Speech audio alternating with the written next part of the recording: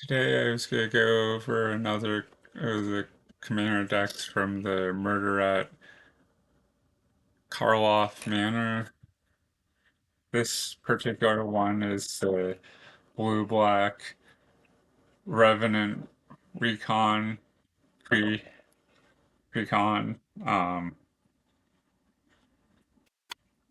So the box kind of has protective um, packaging, so the deck's less likely to get damaged. And then there's also some punch out counters and a little package that has the deck box and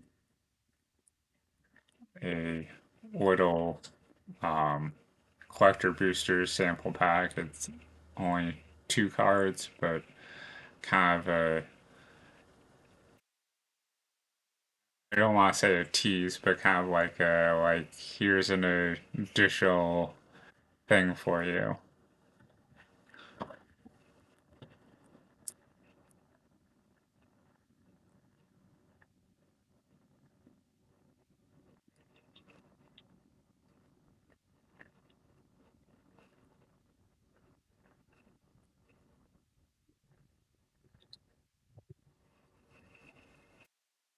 So the kind of main or one of the first suggested commanders happens to be Mirko Obsessive Theorist. It's a 1/3 vampire detective. Obviously, it's a legendary creature where it's something that can be used as a commander.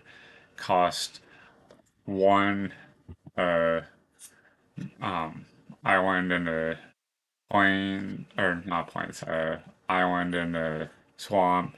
In this case, there's um, 2 cards. One's more of a thick cardboard stock, and then the other one's in, the actual card. Um, so yeah, it's a 1/3 creature with flying and vigilance. Whenever you surveil, put a 1/1 counter on Mirko Obsessive Theorist. At the beginning of your end step, you may return target creature card with power less than Mirko's from the graveyard to the battlefield with a finality counter on it. If it would die, exile it instead.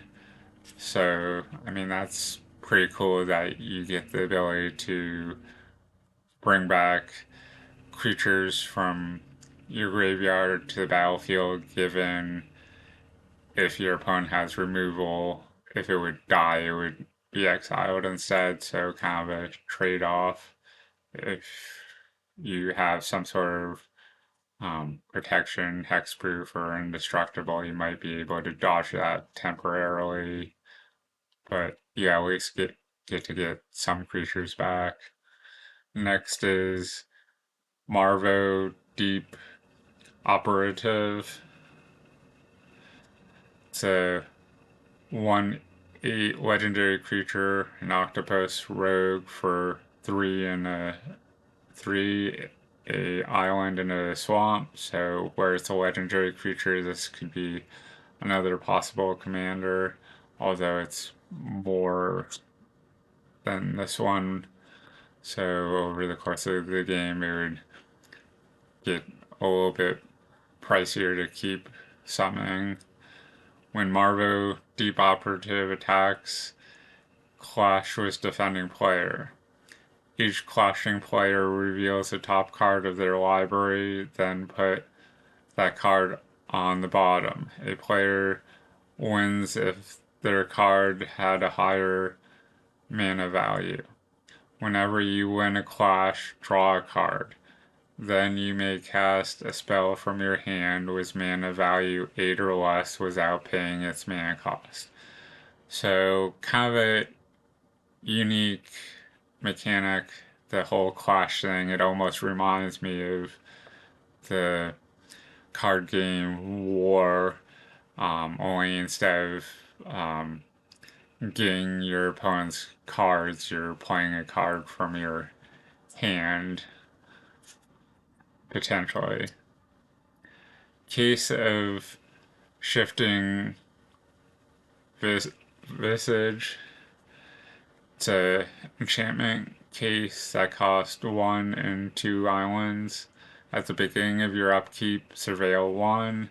To solve, there are 15 or more cards in your graveyard. And then in parentheses, if unsolved, solved at the beginning of your end step. And then solved. Whenever you cast a non-legendary creature spell, copy that spell. And then in parentheses, it has a reminder the copy becomes a token. So, kind of interesting where it's allowing you to surveil. You do have the option to put stuff into your graveyard if it's not something you want to draw next turn. So, you'll get to that 15 card mark faster if you're discarding a bunch of stuff from the top of your library. Copy catchers. It's a 2/1 fairy for 1 in an island. Has flying. Whenever you surveil, you may pay 1 in an island. If you do create a token, that's a copy of copy catchers. So that's pretty cool. You can get the 2/1 flyer for 2, and then you can copy it every time for that same amount and make like a token copy of it. So you depending on if your opponent has any flyers or anything with reach, you might be pinging them for a small amount of damage, and slowly you could make up a big army of flyers. Final World Phantom. It's a 1/4 for 2 in a island. It's a spirit detective that has flash, flying, and during each opponent's end step, you may cast spells as though they had flash. So, kind of interesting that it gives your stuff flash, although it's limited to your opponent's end step, not any time during their turn. But still, you could flash a permanent on your opponent's turn, and then if it's a creature that doesn't have haste where it entered on your opponent's turn, on your turn it doesn't have summoning sickness anymore, so you could attack with it. Kind of cool. Watcher of Hours. It's a 6/6 Sphinx for 5 an island. It has flying, War 3. Whenever you remove a time counter from Watcher of Hours while it's exiled, surveil 1, suspend 6, and it's in addition to the suspend 6, or part of the suspend 6, it costs 1 in an island. So, that's obviously cheaper than the 5 in an island. But the reminder text, rather than cast this card from your hand, you may pay 1 in an island and exile it with 6 time counters on it. At the beginning of your upkeep, remove a time counter. When the last one is removed, you may cast it without paying its mana cost. It has haste. So, the trade-off is instead of paying 5 in an island, you're paying 1 in an island, and then waiting for 6 upkeeps to remove those counters if you don't have another way to remove counters. Carnal Thurind. It's a sorcery for 4 and 2 swamps. Surveil 3, then return a card from a creature card from your graveyard to the battlefield with a finality counter on it. Exiled Karlov Manor with 3-time counters. Um, and then this is another one that has suspend 3, 2 in a swamp.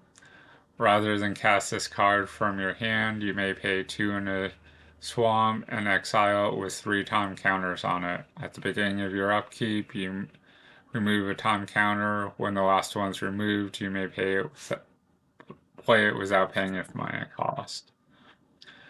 Eye of Dust Mantle. It's a 3/8 creature. The creature type's Eye, which looks like an eye, just kind of a different creature type than I've seen, but it's 5 and 2 swamps, has flying and lifelink. You may play lands and cast spells from among cards in your graveyard. You surveil this turn. If you cast a spell this way, you may pay life equal to its mana cast, or its mana value, rather than paying its mana cost. So, kind of an interesting thing. You can surveil, put something into your graveyard, and if this guy is on the battlefield, you can play it from your graveyard. I mean, the trade-off, I guess, would be paying life then, instead of the mana cost to play that. But this guy has lifelink, so if attack or block with this guy, you gain a few life to offset stuff you're playing from your graveyard. Boating Steamboat. It's a 5/7 artifact vehicle for 3 and 2 swamps. When Foreboding Steamboat enters the battlefield, each player chooses 2 non-token, non-vehicle creatures they control, exile them until Foreboding Steamboat leaves the battlefield. When Foreboding Steamboat attacks, put a card exiled with it into its owner's graveyard. If you do, investigate. And where it's a vehicle, the crew cost is well, crew 2. Um, Unshakable Tail. It's a 3/2 zombie detective for 2 and a swamp. Um, when Unshakable Tail enters the battlefield and at the beginning of your upkeep, surveil 1. When one or more creature cards are put into the graveyard from your library, investigate. And the reminder text, create a clue token. It's an artifact with pay 2 generic mana, sacrifice this artifact, draw a card. And then you can pay 2 generic, sacrifice a clue, return Unshakable Tail from your graveyard to your hand. Counterpoint. It's a instant for 3, an island and a swamp.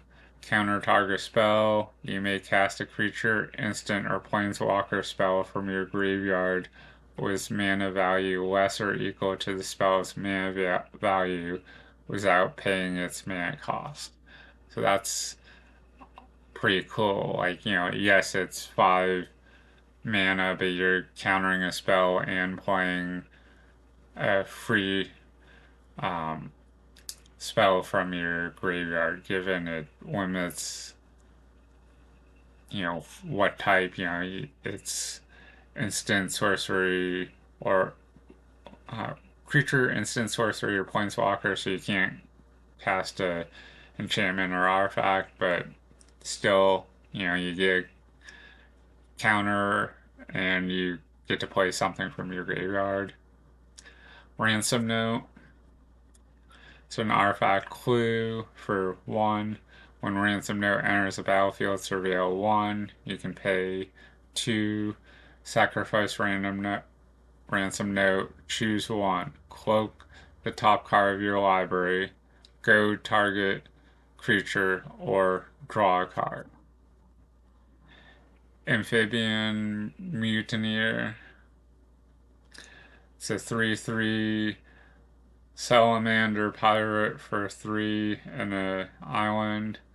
When Amphibian Mutineer enters the battlefield, exile up to 1 target non-salamander creature. That creature's controller creates a 4/3 blue salamander warrior creature token. Encore, 4 and 2 islands. 4 and 2 islands, exile this card from your graveyard. For each opponent, create a token copy that attacks that opponent this turn if able. They gain haste. Sacrifice them at the beginning of the next end step. Activate only as a sorcery. So, I mean, that's kind of cool that you get this guy, and then if he's in your graveyard, it's a convert mana cost of 6 to make a, you know, token copy of it that gets haste attacking, each of your opponents, given, it gets exiled at the end of that turn, but still you get attackers attacking each of your opponents. Dream Eater. It's a 4/3 Nightmare Sphinx for 4 and 2 islands. It has flash, flying, and when Dream Eater enters the battlefield, surveil 4. When you do, you may return target non-land permanent an opponent controls to its owner's hand. And then the reminder text: to surveil 4, look at the top 4 cards of your library. Then put any number of them into your graveyard and the rest on the top of your library in any order. Briefing. It's an instant for 2 islands. Surveil 2, then choose an instant or a sorcery card from your graveyard. You may cast it this turn. If that spell would be put into the graveyard, exile it instead. The reminder text: to surveil 2, look at the top 2 cards of your library, then put any number of them into your graveyard and the rest on the top of your library in any order. Phyrexian Metamorph. It's a 0/0 artifact creature, a Phyrexian shapeshifter that costs 3. And then I believe this is a Phyrexian mana cost. And then the reminder text down there is that mana symbol can be paid with either an island or 2 life. You may have Phyrexian Metamorph enter the battlefield as a copy of any artifact or creature on the battlefield, except it's an artifact in addition to its other type. So that's kind of cool that it's more or less like a clone. You can copy either an artifact or a creature. So it doesn't have to be something you control. It could be one of your opponents. Sphinx of the Second Sun. It's a 6/6 Sphinx for 6 and 2 islands. It has flying. At the beginning of your post-combat main phase, there's an additional beginning phase after this phase. The reminder text: the beginning phase includes the untap, upkeep, and draw steps. So obviously 8 mana is a lot, but you're getting a 6/6 creature with flying that allows you to, do additional untap, upkeep, and draw step. So that can be beneficial to more or less get 2 turns in one. Next, we have Visor of Many Faces. It's a 0/0 shapeshifter cleric for 2 and 2 islands. You may have Visor of Many Faces enter the battlefield as a copy of any creature on the battlefield, except if Visor of Many Faces was embalmed. The token has no mana cost. It's white and it's a zombie in addition to its other types. So the emblem cost is 3 and 2 islands. Um, this doesn't have a um, rule reminder for this, so I'm not 100% sure what the emblem um,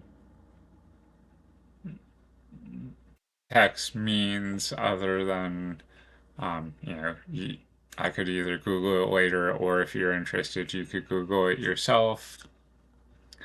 Black Sun Zenith. It's a sorcery for that cost X and 2 swamps. Put X -1/-1 counters on each creature. Shuffle Black Sun Zenith into its owner's hand. And I vaguely remember each color having one of these.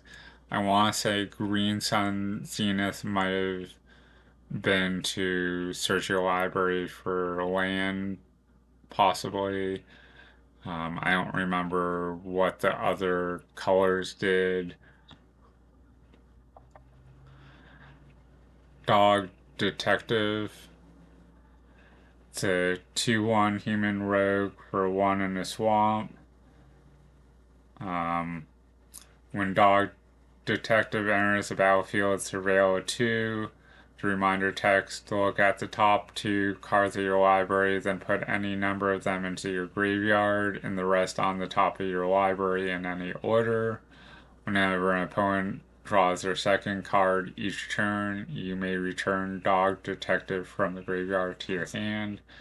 So that's kind of an interesting way of getting, your creature back from the graveyard. Oh, your opponent's drawing more cards. Okay, well, I'm gonna take this creature card from my graveyard back to my hand.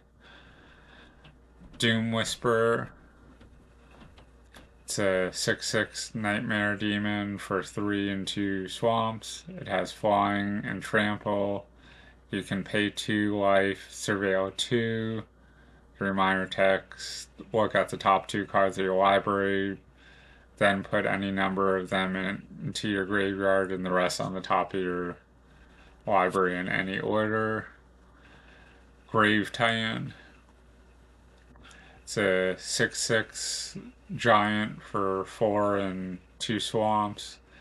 Has Death Touch. When Grave Titan enters the battlefield or attacks, create 2/2 black zombie creature tokens. I want to say this might have been another one that each color had its own. I had this in my zombie deck, but I also had the white version of this guy, which I think allowed you to cast a creature from your graveyard that was mana either 2 or 3 or less. So I'm gonna stop there and finish this up later. Hopefully you found some value, and please consider checking out some of my other content.